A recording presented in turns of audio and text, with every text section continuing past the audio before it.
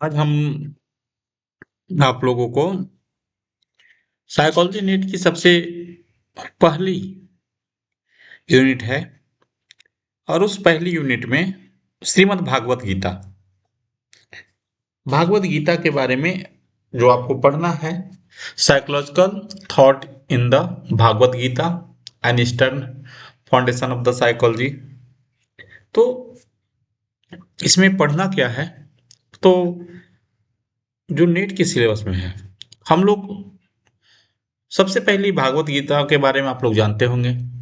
भागवत गीता क्या है? तो आपको पता है कि भागवत गीता महाभारत से लिया गया है और आपको पता है ये हमारे हिंदू फिलॉसफी दर्शन में भीष्म पर्व से लिया गया है ना। महाभारत के भीष्म पर्व से भागवत गीता लिया गया है और आपको पता ये मूल रूप से भगवान कृष्ण और जिसे विष्णु का अवतार नारायण बोला जाता है और अर्जुन पांडव राजा, इसको नारा भी बोला जाता है ना। जो कुरुक्षेत्र के मैदान में युद्ध हो रहा था पांडव और कौरव के बीच में। और यह क्यों हो रहा था? क्योंकि हस्तिनापुर जो राज था उसके नियंत्रण के लिए। कुल मिला के इस भागवत गीता में 18 चैप्टर्स हैं, है ना। योगस 18 योगस, 701 श्लोक हैं, शॉर्ट पोयम जिसको बोलते हैं। पहला जो है, जो फर्स्ट शुरू होता है, अर्जुन विषाद योग की बात करता है। अर्जुन को दुख है, सौरव ऑफ अर्जुन। अर्जुन का विषाद योग की बात करता है, जो सबसे पहला अध्याय है ना। और जो लास्ट अध्याय है, मोक्ष संन्यास संयोगा योग की बात करता है, निर्वाण और नि, निर्वाण की बात करता है ना। तो आपको यहाँ से बेसिक क्वेश्चंस आता है कि किस पर्व से लिया गया है, भागवत गीता के किस सर्ग से लिया गया है। तो आपको पता है कितने श्लोक्स हैं और अर्जुन को क्या समस्या था। तो पहला अर्जुन विषाद जोगा और लास्ट में मोक्ष जोगा, इन दोनों की बात की गई है ना। अब हम लोग बात करते हैं कि जो साइकोलॉजी है, ईस्टर्न साइकोलॉजी, जिसमें गीता की बात की गई है, तो उसमें है क्या, जो भागवत गीता में क्या विचार आया है। तो कहता है कि जो हमारे मॉडर्न साइकोलॉजी है और ये वेस्ट में शुरू हुआ, पश्चिमी देशों में शुरू हुआ, 19वीं सेंचुरी में शुरू हुआ। और क्योंकि और मूल रूप से जो भागवत गीता का एडवांस जो रिफ्लेक्शन है, एडवांस अंडरस्टैंडिंग है, वो उसमें दिखता है। जैसे स्टार्टिंग में जब साइकोलॉजी स्टार्ट हुआ था 19वीं सेंचुरी में, गीता क्या कहता है? भागवत गीता कहता है सेल्फ अवेयरनेस। भागवत गीता में जब आप पढ़ेंगे साइकोलॉजी के दृष्टिकोण से, तो कहता है कि आत्म जागरूकता, है ना। Recognise ego and true self, आत्मन जिसकी बात करते हैं। सबसे पहले भागवत गीता में सेल्फ अवेयरनेस की बात करती है। सेल्फ अवेयरनेस क्या है? आपके ईगो, आप अंतर कर पाते हैं, आप अपने ईगो और अपने सही आत्म के बारे में, आत्मन के बारे में, ठीक है।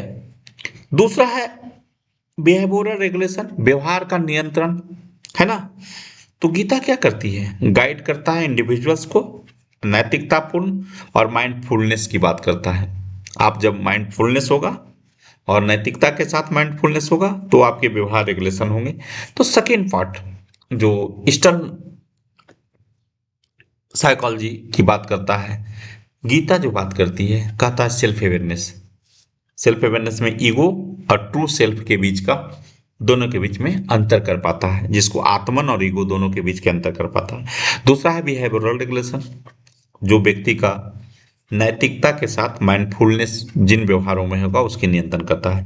और तीसरा है इमोशनल इंटेलिजेंस की बात करता है, जिसमें आपके इमोशन जैसे डर,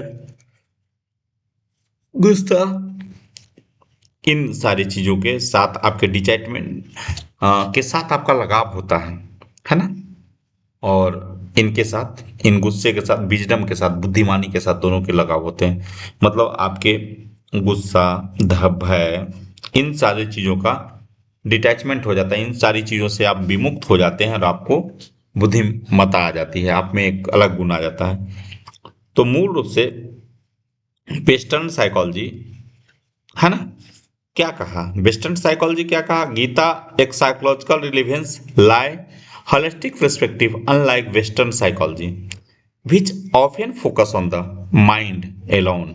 क्योंकि वेस्टर्न साइकोलॉजी सिर्फ मन की बात किया, Gita integrate the mind, body and spirit और इम्फेसिस द इंटरकनेक्टेडनेस। कहता है कि जो वेस्टर्न साइकोलॉजी है वो कहता क्या है, वो कहता है कि आपका सिर्फ माइंड के बारे में स्टडी करता है, माइंड पे फोकस करता है, माइंड की स्टडी फोकस करता है। पर गीता आपके माइंड, आपके शरीर, आपके आत्म को फोकस करता है, तीनों को इंटरकनेक्ट करता है। तो जब आपको क्वेश्चन आएगा कि गीता का क्या करता है तो आप बना लेंगे, पहले तो समझ लीजिए फिर क्वेश्चन पे बात होगी। अब कहता है कि psychological principle in the Bhagavad Gita, मनोविज्ञान में भागवत गीता के मनोवैज्ञानिक सिद्धांत क्या है। तो सबसे पहला जो सिद्धांत है, नेचर ऑफ इनर कन्फ्लिक्ट, जो आंतरिक द्वंद्व होता है कि प्रकृति का के बारे में बात करता है भागवत गीता। हमारे अंदर में जो द्वंद्व चलते रहता है उस नेचर के बारे में बात करता है, मन के अंदर में जो द्वंद्व चलने वाले प्रकृति के बारे में भागवत गीता बात करती है। Gita begins with Arjuna, psychological turmoil, representing the universal experience of inner conflict. Arjun hesitate to fight Kurukshetra war, symbolise, मतलब कहता क्या है कि जो हमारा इनर कन्फ्लिक्ट है, हमारे अंतर में, अंतर्मन में अंतर्द्वंद चलता है, अर्जुन के साथ भी वही था कुरुक्षेत्र में। वो हेजिटेट हो रहा था कि कैसे हम कुरुक्षेत्र का वार लड़े, सब तो अपने ही लोग हैं। ये यहाँ पे आपको तो इनर कन्फ्लिक्ट की बात करता है। कहता है डिसीजन पैरालाइज, क्या हो जाता है, नेचर ऑफ कन्फ्लिक्ट हो जाता की बात करता है प्रिंसिपल की। तो कहता है डिसीजन पैरालाइज हो जाता है, हम फियर होता है, मेकिंग मोरली कॉम्प्लेक्स चॉइस हो जाता है ना। मतलब आप किसी चीज पर डिसीजन लेने से में की क्षमता खत्म हो जाती है, डिसीजन पैरालाइज होने का मतलब है। और जब डिसीजन पैरालाइज होता है तो इसकी बात की गई है भागवत गीता के साइकोलॉजिकल प्रिंसिपल में। रोल कन्फ्लिक्ट की बात की गई है, जो आपकी भूमिका है, उस भूमिका, जिस भूमिका के लिए आप हैं वो भूमिका आप भूल जाते हैं, या भूमिका निर्वहन में आप बहुत सारी चीजें आपको बाधा आने लगती है, तो इसकी इन सारी चीजों की बात की गई है। Balancing the personal desire with social and ethical responsibility, तो क्या करती है, आपके रोल कन्फ्लिक्ट होगा तो इनको बैलेंस करती है गीता के प्रिंसिपल, है ना। पहला चीज करता है क्या कि डिसीजन पैरालिसिस होता है, तो वहां पे मदद करती है आपको fear making morally complex choice के दम पे। Lord Krishna responses provide the therapeutic framework of resolving inner conflict. और भगवान वहां क्या बताते हैं, आपके इनर जो कन्फ्लिक्ट है, अर्जुन के अंदर के मन में जो दुविधाएं थी, परेशानियां थी, उस परेशानियों को दूर करते हैं। और क्या कहते करते हैं उसमें मदद कैसे करते हैं, इनकरेजिंग द इंट्रोस्पेक्शन, अंतः निरीक्षण को मदद करते हैं, अंतः निरीक्षण को बढ़ावा देते हैं। खुद में देखो अर्जुन, झांक के देखो, तो वो होता है ऑफरिंग कॉग्निटिव रिफार्मिंग, मतलब जो आपको कॉग्निटिव, जो आपके संज्ञानात्मक संरचना है, ज्ञान है, जो चैलेंजेज है, उसको एक अपॉर्चुनिटी में बदलने की बात करते हैं गीता, समझे। अब आती है बात करते हैं कि इसके दूसरे सिद्धांत। पहला सिद्धांत जो था, ये पहला सिद्धांत आपको नेचर ऑफ इनर कॉन्फ्लिक्ट का था। दूसरा सिद्धांत की बात करते हैं, कहता है three Guna psychological framework of personality. कहता है गीता में कि हमारे तीन गुण हैं, हमारे अंदर तीन गुण होते हैं, जिसका साइकोलॉजिकल फ्रेमवर्क जो हमारे व्यक्तित्व का निर्माण करता है। Bhagavad Gita introduce the concept of guna, the fundamental qualities influencing the human behaviour. और इन गुणों का लोगों में समावेश होता है जो मानव व्यवहारों को प्रभावित करता है, वो मानव व्यक्तित्व का निर्माण करता है, जिसमें क्या है, सतह हार्मोनी जिसकी बात करते हैं, associated with the purity, wisdom and calmlessness, सतगुण। दूसरा है rajas guna, passion, limited emission, energy and restlessness, rajas guna. And third one is the inertia, tamas guna, reflect the ignorance, laziness and stagnation. इन तीन तरह के गुण में वो हमारे व्यक्तित्व का निर्माण करता है, सतगुण, रजस गुण, तमस गुण, है ना। तो सतगुण में क्या होता है, प्यूरिटी होता है, जिसमें सतगुण की ज्यादा प्रधानता होगी, जिनके व्यक्तित्व में वो बड़ा शुद्ध होंगे, बुद्धिमान होंगे और शांत होंगे, स्वभाव के होंगे। जिसमें रजस गुण की प्रधानता ज्यादा होगा, वो बहुत वाकांक्षी होगा, उसमें एनर्जी लेवल बहुत होगा और कभी भी शांत एक चीज पे बैठेंगे नहीं। एंड तमस गुण का होगा तो इग्नोरेंस होगा, नजरअंदाज करेगा, लेजीनेस होगा, शांत, और बाद में स्टिग्नेशन होता, हार थम जाना, गुस्सा और इन चीजों को दिखाना। अब मैं बात करता हूं कि गुण की बात कर, सतस में क्या होता है, क्लैरिटी होता है, कंपेशन होता है, माइंडफुलनेस होता है, सतगुण जिसमें पाया जाता है। तो promote balance, ethical living and wisdom, psychological implication यही होगा। जिसमें सतत गुण होगा तो प्रमोट बैलेंस, वो अपने व्यक्तित्व की बैलेंस को मत करेगा, व्यक्तित्व की संतुलन बनाएगा। इथिकल लिविंग, वो नैतिकतापूर्ण जीवन जिएगा, एंड बुद्धिमानी उसमें आएंगे। रजस गुण में होगा तो डिजायर एक्टिव बट वो एक्टिव तो रहेंगे, ड्राइवन एक्टिव एक्शन, एक्शन में तो रहेंगे, बट लीड टू स्ट्रेस, पर उस एक्शन के कारण, उन कार्यों के कारण तनाव में भी रहेंगे, तनाव में भी कार्यों को करने के लिए प्रति तनाव। एंड तमस गुण रहेगा तो स्टिग्नेशन एंड डिप्रेशन, डिप्रेशन में रहेंगे वो। सो अब हम होता क्या है इसमें, हमारे जो ग्रोथ और इमोशनल बैलेंस को भी मजबूत करता है ये चीजें। आगे बात करते हैं हम लोग। थर्ड जो प्रिंसिपल था, निष्काम कर्मा की बात की गई। तीसरा सिद्धांत था जिसे निष्काम कर्म की बात की गई, art of detached action, the Gita concept of the nishkam karma, action without attachment to result, है ना। निष्काम कर्म मतलब आप बिना किसी इच्छा की आप काम करें, offer psychological tool reducing stress. और ये जो निष्काम कर्मा है, वो गीता का निष्काम कर्मा, वह आपके स्ट्रेस और एंजाइटी को रिड्यूस करता है। क्योंकि आप किसी चीज की इच्छा नहीं करेंगे तो आप में एंजाइटी भी नहीं आएगा और आप में स्ट्रेस भी नहीं होगा। की प्रिंसिपल क्या है, focus on effort not outcome, मतलब मूल रूप से कहा गया है कि आप अपने प्रयासों पे फोकस करें, परिणाम पे फोकस नहीं करें। रिलीवेंस इन द साइकोलॉजी, अब इसकी साइकोलॉजी में रिलीवेंस क्या है, तो माइंडफुलनेस में इंट्रिंसिक मोटिवेशन, आपको आंतरिक अभिप्रेरणा और माइंडफुलनेस में इस निष्काम कर्मा का उपयोग है। प्रैक्टिस एग्जाम्पल क्या है, student preparing for exam to advise to concentrate on learning rather than observing over grade, छात्रों को जब एग्जाम की तैयारी करते हैं तो उसे अपने अधिगम, अपने अध्ययन पे फोकस करने की बात करते हैं, ना कि ग्रेड और क्या मार्क्स आएंगे, ठीक है। जिससे क्या होगा, उसके एंजाइटी उसके कमेंगे उसके ये में। चौथा प्रिंसिपल है realisation beyond the ego, ego से बाहर जाना, सेल्फ रियलाइजेशन, स्वयं उस चीज को अनुभूति करना, सेल्फ रियलाइज करना, अनुभूति करना, स्वयं अनुभूति करना। Gita highlight the journey toward the self realisation as the ultimate psychological goal. सबसे अंतिम साइकोलॉजिकल गोल क्या है, सेल्फ रियलाइजेशन, है ना। ईगो और आत्मन, जहां पे क्या होता है, ईगो टेम्पोररी आइडेंटिटी होता है, जबकि आत्मन एक्सटर्नल सेल्फ होता है, जिसमें ये रियलाइज करते हैं ईगो और आत्मन का। तो जो ईगो होता है टेम्पोरली आइडेंटिटी होता है और आत्मन होता है जो एक्सटर्नल सेल्फ होता है, जो बाह्य आपके गुण है वो है। इम्प्लीकेशन थ्योरी का क्या होता है?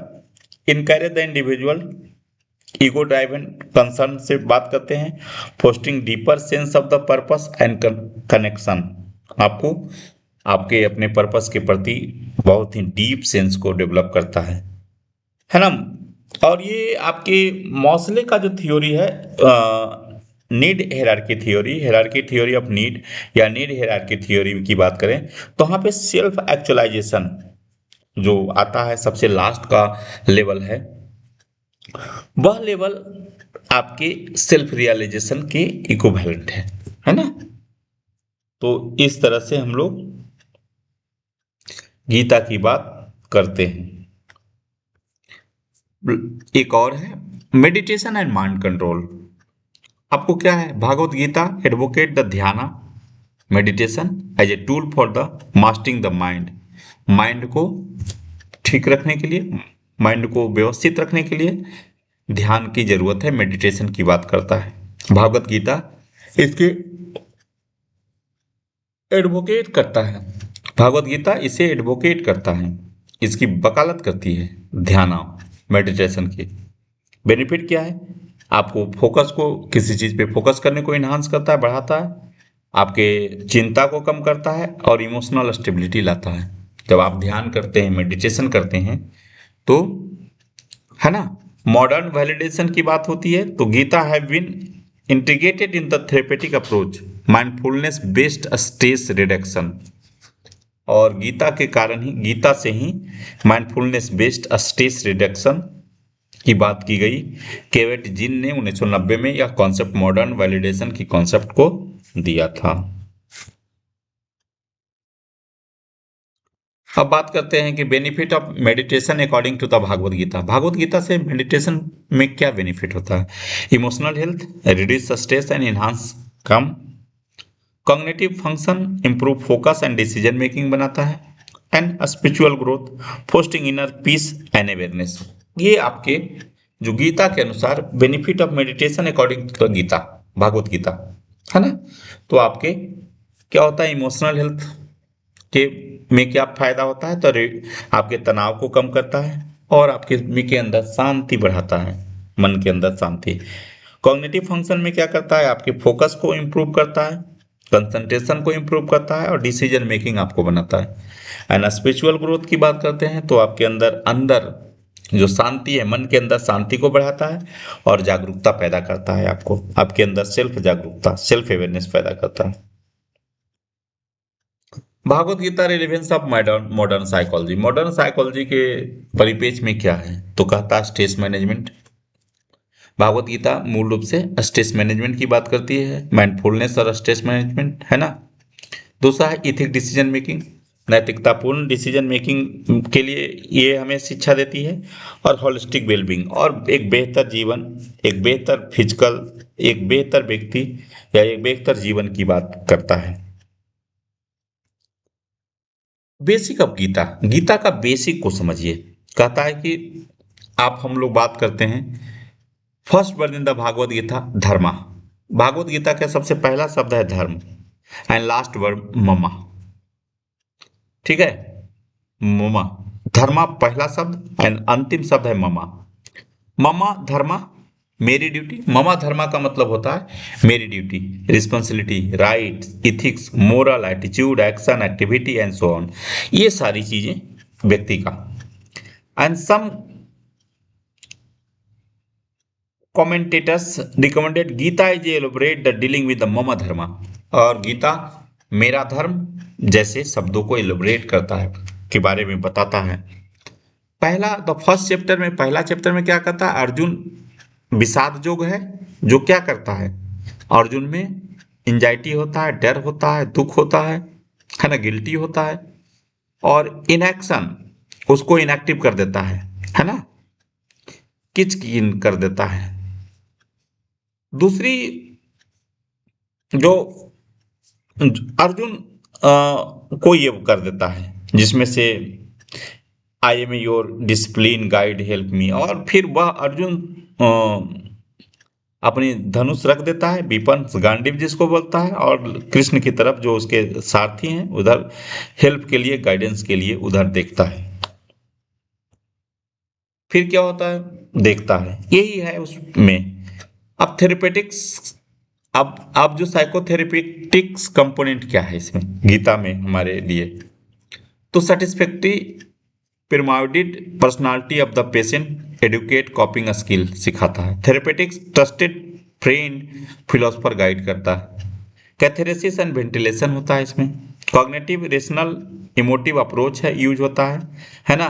कॉग्निटिव डिस्टॉर्शन यूज होता है। साख्य योगा की बात करती है, कर्म योगा की बात करती है, गुण कर्मा संन्यासना योगा की बात करती है ना। इंसाइट ओरिएंटेड की बात करता है। विज्ञाना है, ज्ञाना विज्ञाना योगा की बात करती है।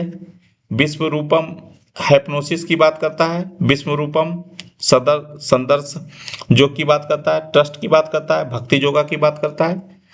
ये सारी योगा की बात करता है। तो ये इतना ही, इससे ज्यादा कहीं नेट में क्वेश्चन आया नहीं है। जब आप इतना चीज को आप एक बार देखेंगे, तो इसको रिवाइंड करके बार बार इस वीडियो को देखेंगे तो आपको सारी चीजें मिल जाएगी, और इससे एक भी क्वेश्चन छूटेगा नहीं अगर गीता से आ गई नेट में। तो आप इसे देखें। नेक्स्ट दिन हम लोग जब बात करेंगे, अगले दिन मैं इस पे बात करूंगा, तो इससे जितने नेट का क्वेश्चन अभी तक आए हैं उस पर डिस्कस करेंगे, और इस जितनी थ्योरी मैंने दिया है इससे मिलाएंगे। तो आप लोग जितने बच्चे हैं आप तैयारी करिए, मैं आपके साथ हूं, और मैं पूरे सिलेबस को इसी तरह से वीडियो बना बना के आप लोगों को दे दूंगा ताकि आप लोग पढ़ लें।